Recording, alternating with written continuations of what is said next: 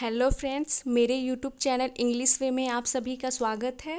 तो चलिए देखते हैं आज की क्या स्टोरी है। तो इसका टाइटल है अ बोल ऑफ व्हीट। इसका मतलब हो गया कि गेहूं का एक कटोरा। तो क्या है स्टोरी, चलिए देखते हैं। स्टोरी अच्छी है, लास्ट तक जरूर देखें। सेठ धनीराम हैड 3 सन्स। सेठ धनीराम के 3 बेटे थे। ये हो गया हैड या पजेशन को दिखा रहा है, पास्ट की पजेशन को।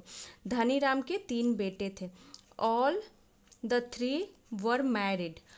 और वो सभी तीनों क्या थे, मैरिड थे, यानी उनकी शादी हो गई थी, शादीशुदा थे। 2 of the daughters in law came from rich families. 2 of the daughters यानी कि उनकी जो डॉटर इन लॉ थी, डॉटर इन लॉ का मतलब हो गया बहू, उनकी 2 of the daughter in law यानी कि बहुओं में से 2 जो थी, केम आई थी, फ्रॉम रिच फैमिलीज यानी कि रिच फैमिलीज यानी कि अमीर घर से बोल सकते हैं। अमीर घर से आई थी 2 बहुएं। तो 3 बहुएं थी, उनमें से 2 अमीर घर से आई थी। ये हो गया। The wife of the youngest son was a poor man's daughter. The wife of youngest son यानी जो सबसे छोटा बेटा था, उसकी जो पत्नी थी was यानी थी a poor man's daughter यानी कि एक गरीब आदमी की बेटी थी। तो जो सबसे छोटा बेटा था, उसकी जो पत्नी थी वो गरीब घर की थी। Dhaniram had grown old. तो धनीराम जो थे वो बूढ़े हो गए थे। तो यहाँ पे पास्ट परफेक्ट की सेंटेंस हो गई, हैड के साथ यहाँ पे ग्रो की थर्ड फॉर्म हो गई ग्रोन। तो धनीराम बूढ़े हो गए थे। He wanted to hand over his responsibilities. He wanted to यानी कि वह चाहते थे, हैंड ओवर का मतलब हो गया सौंपना। हिज रिस्पॉन्सिबिलिटीज यानी कि अपनी जिम्मेदारियों को सौंपना चाहते थे। His wife suggested that the youngest daughter in law should clean the house and do the cooking.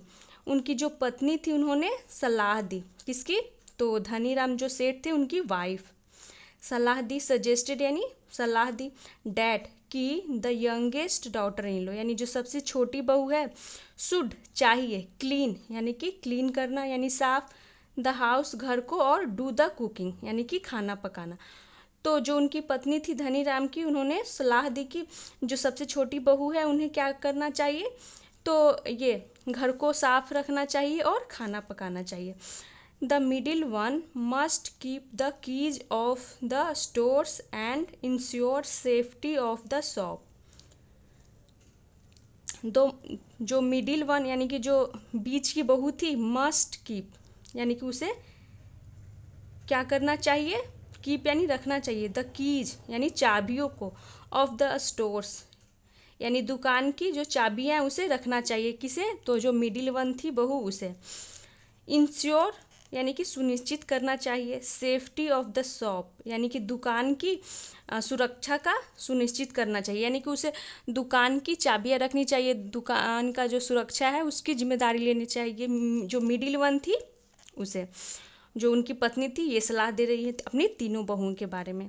अब चलिए देखते हैं जो एल्डेस्ट वन है उसके बारे में क्या बोल रही है। The eldest one must take over the running of business.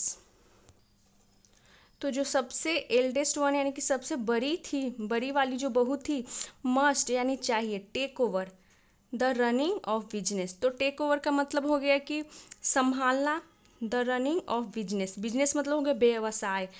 तो जो सबसे बड़ी वाली है बहू, उसे क्या करना चाहिए, बिजनेस को संभालना चाहिए। तो बिजनेस चलाना, घर चलाना, दुकान चलाना, तो उसे हम चलाने के लिए रन का यूज करते हैं।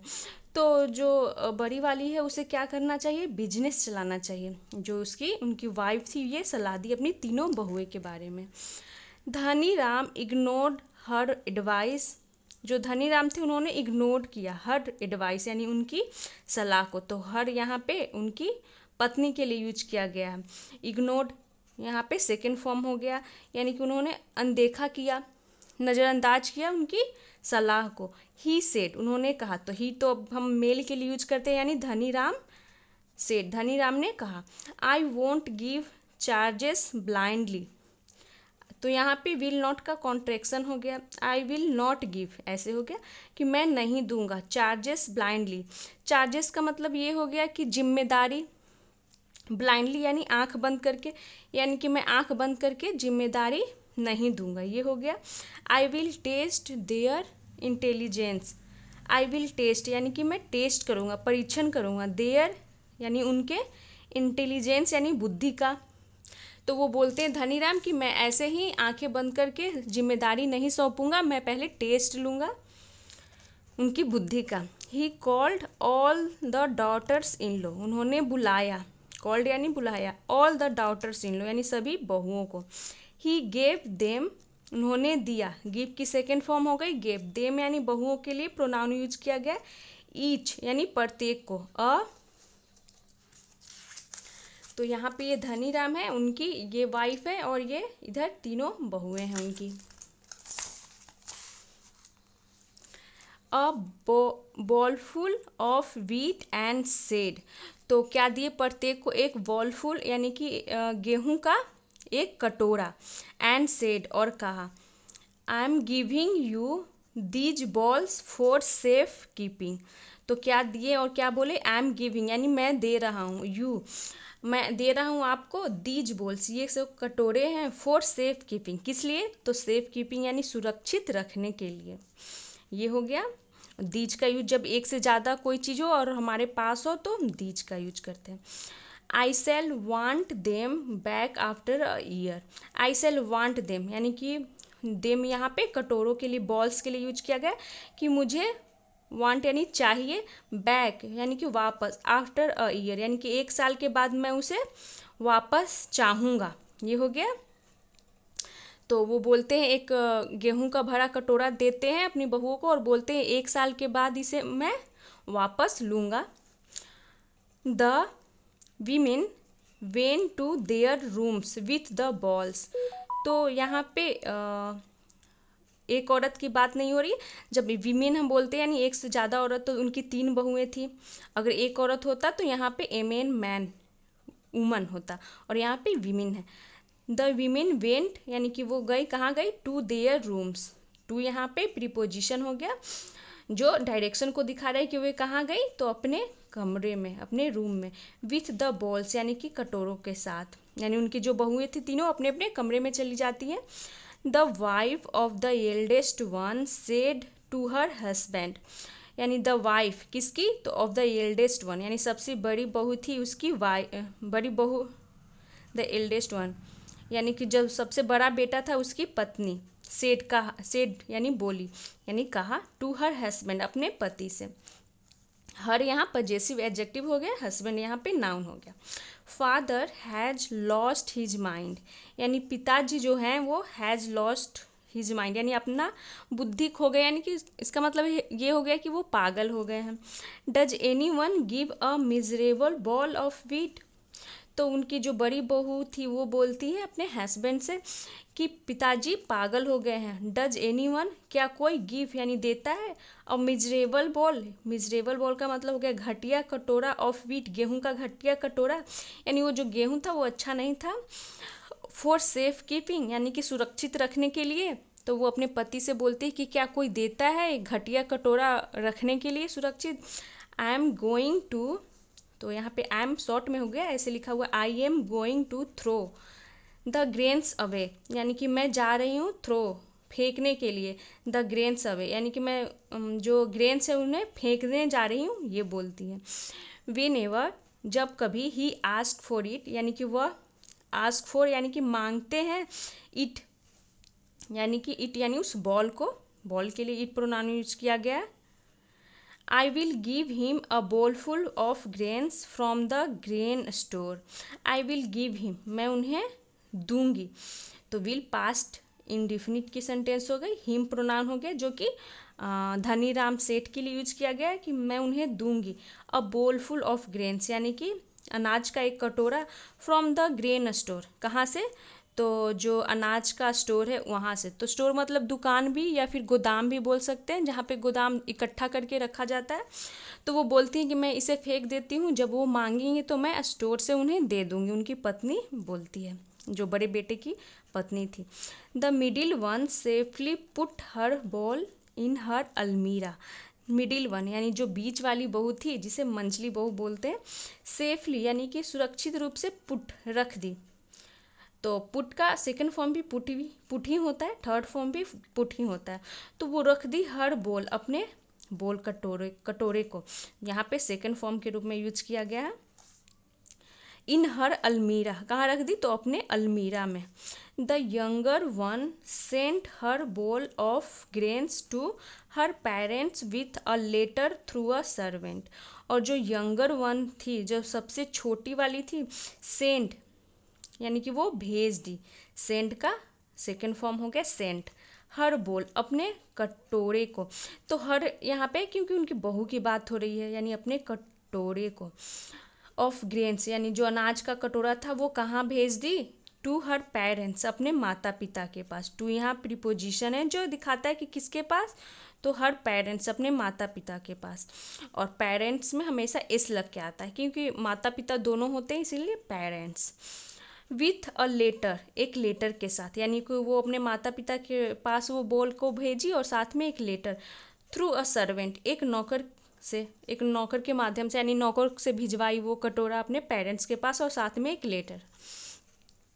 आफ्टर अ ईयर यानी एक साल बाद, the old man demanded his balls of wheat.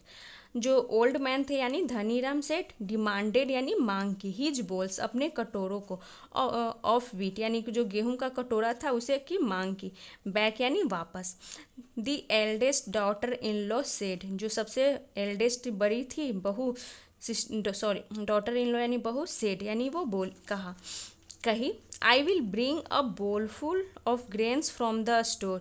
I will bring यानी मैं लाऊंगी, अ बोल फुल ऑफ ग्रेन्स यानी कि अनाज का एक कटोरा, फ्रॉम द स्टोर, कहाँ से? तो स्टोर से यानी गोदाम से या फिर दुकान से।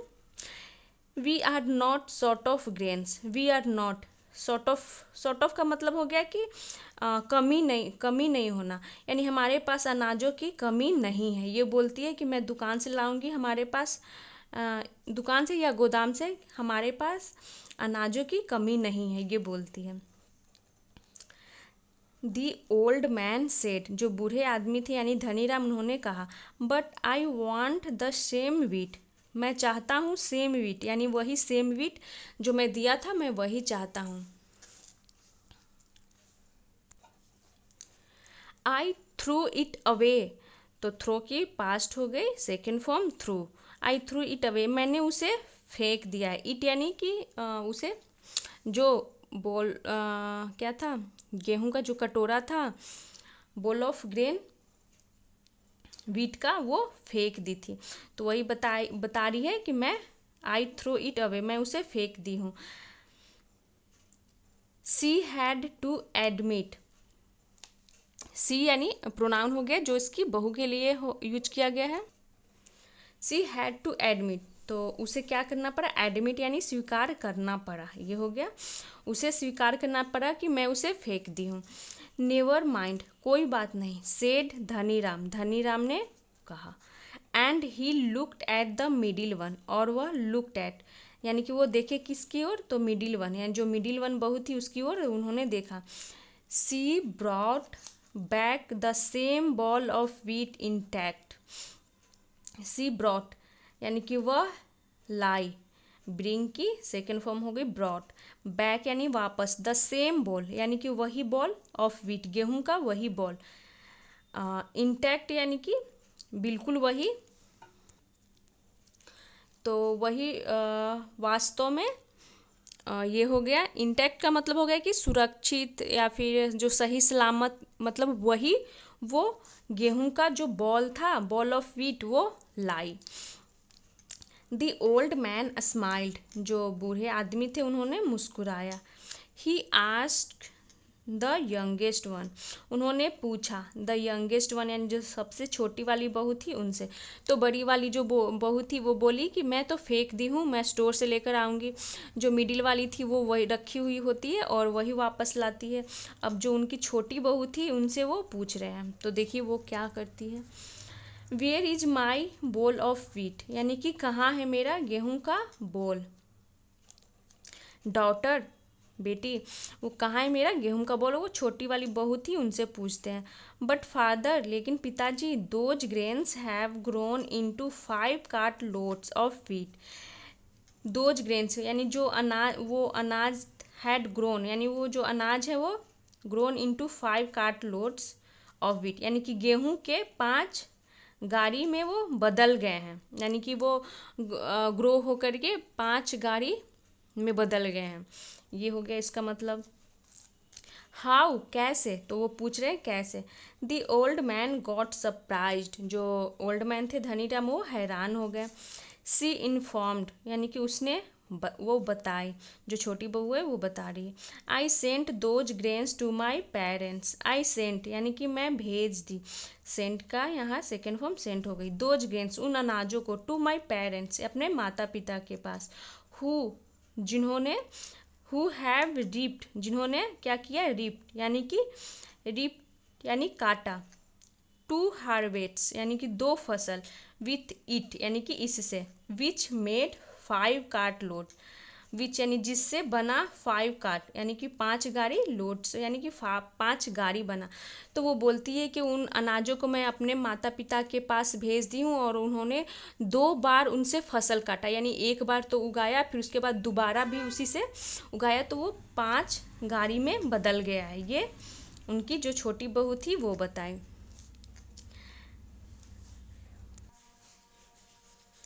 डैट इज इट यानी कि बस यही है। Dhani Ram said and gladly and announced, Dhani Ram ने कहा, ग्लैडली यानी कि खुश होकर के, प्रसन्नता से, एंड अनाउंस्ड और घोषणा की।